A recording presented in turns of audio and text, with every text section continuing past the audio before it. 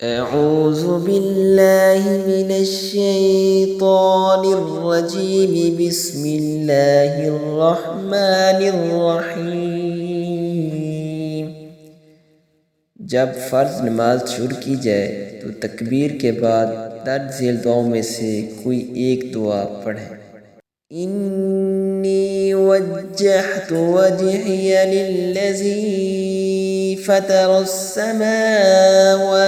वल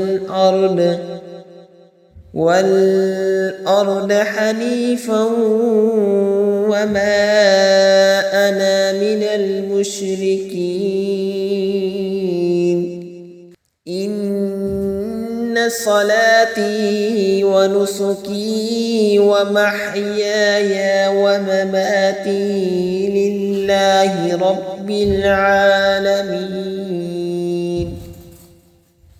ला शरीक लहू व बिज़ालिका उमिरतु व अना अव्वलुल मुस्लिमीन।